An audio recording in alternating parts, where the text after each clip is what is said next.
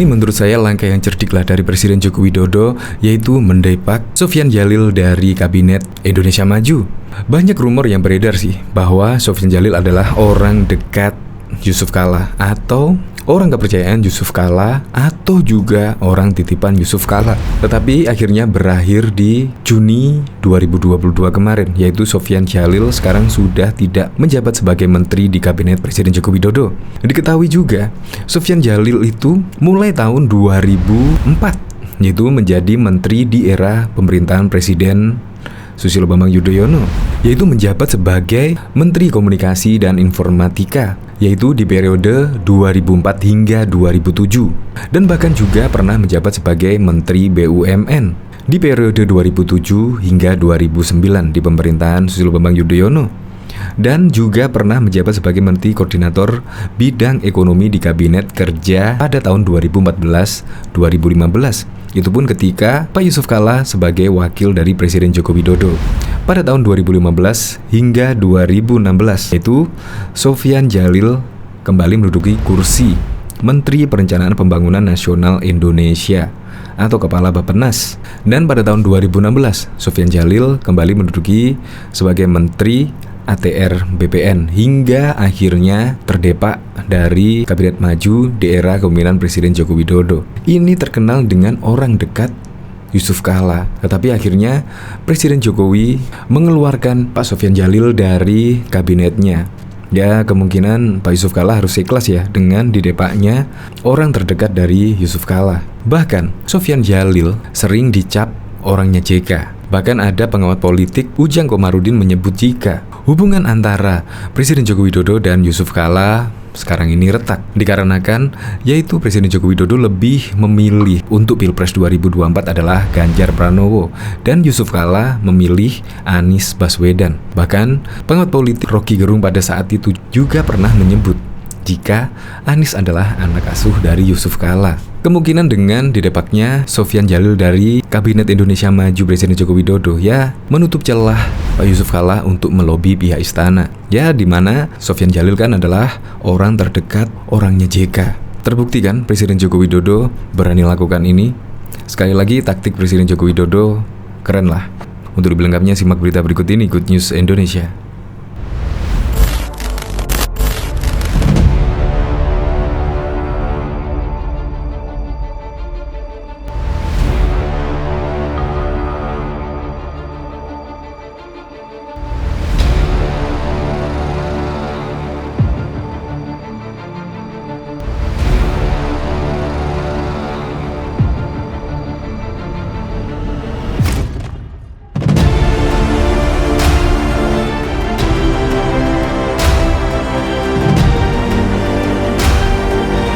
Sebelum menyaksikan video ini, pastikan bosku jangan lupa subscribe, karena subscribe itu gratis plus bonus tonton video terbaru setiap harinya. Jangan lupa ya. Orang Yusuf Kalla di Kabinet Presiden Jokowi sekarang sudah habis. Satu-satunya orang dekat Pak JK, Sofyan Djalil, kemarin kena reshuffle. Sosok yang sudah 5 kali menjadi menteri itu harus keluar dari kabinet karena posisinya digantikan oleh mantan Panglima TNI Marsikal Hadi Cahyanto. Semoga saja Pak JK ikhlas dengan keputusan Jokowi ini. Sofyan Djalil sangat dekat dengan JK saat JK menjadi wakil presiden misalnya, baik di pemerintahan Susilo Bambang Yudhoyono maupun Jokowi. Sofyan selalu menjadi salah satu anggota kabinet, meski posisinya sering pindah-pindah. Pada pemerintahan SBY JK, pada periode 2004-2009, Sofyan 2 kali duduk pos menteri berbeda.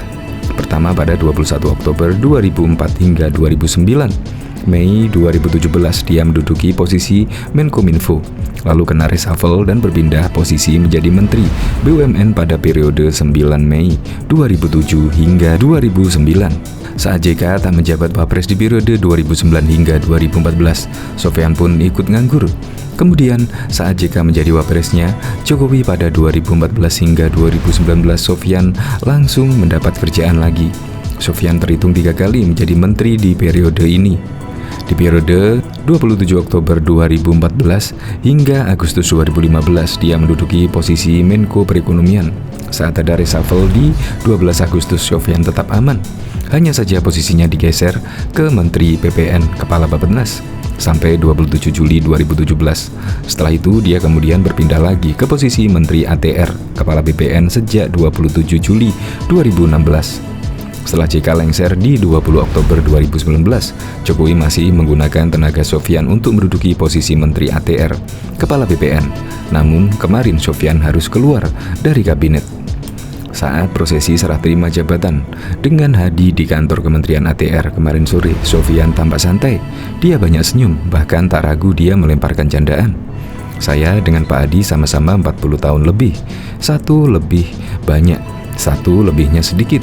Sama-sama berkumis. Tapi saya selalu, kalau rapat kabinet, waktu Pak Hadi masih Panglima TNI, saya cemburu dengan kumis Pak Hadi.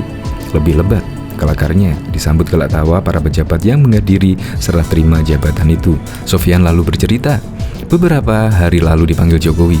Ia juga menceritakan kepada Hadi sejumlah program yang sudah berjalan baik, seperti legalisasi aset pertanahan yang mencapai 80 juta bidang tanah, jauh lebih banyak dibandingkan 2015 sebanyak 46 juta. Program lainnya adalah pemberantasan mafia tanah. Sofyan meyakini mafia tanah akan berpikir 5 hingga 7 kali.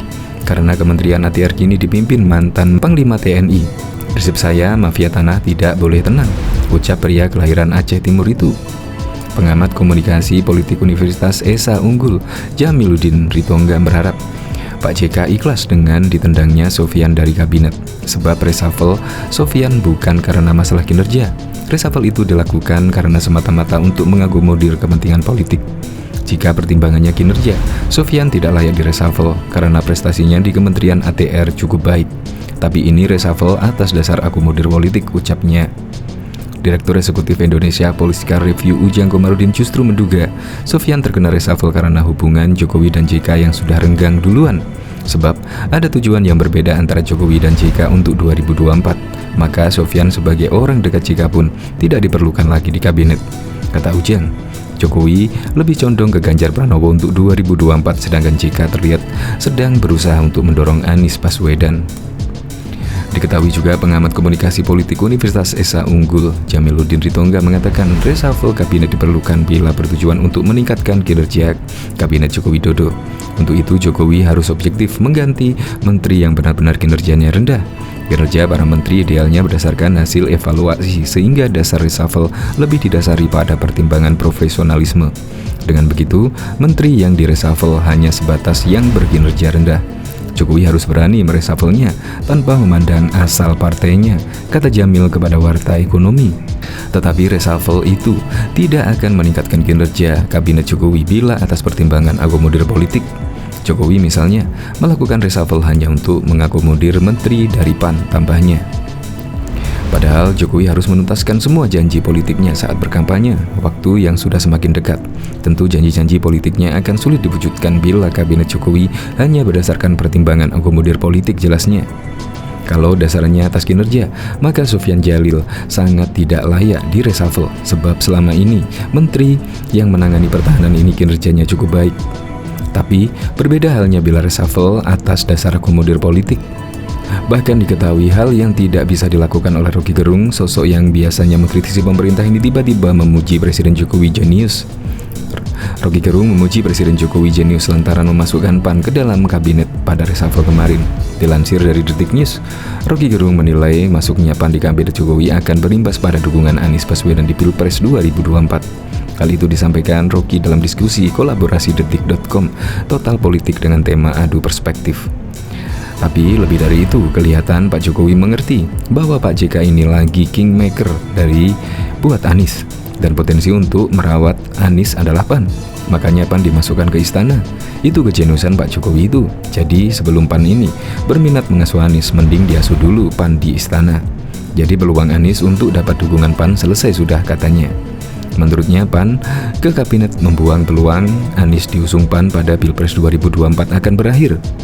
Seperti diketahui, pada Rabu 15 Juni, Presiden Jokowi resmi melantik 2 menteri dan 3 wakil menteri baru Kabinet Indonesia Maju, diantaranya Ketum PAN Zulkifli Hasan sebagai Menteri Perdagangan, mantan Panglima TNI Hadi Cahyanto sebagai Menteri ATR BPN.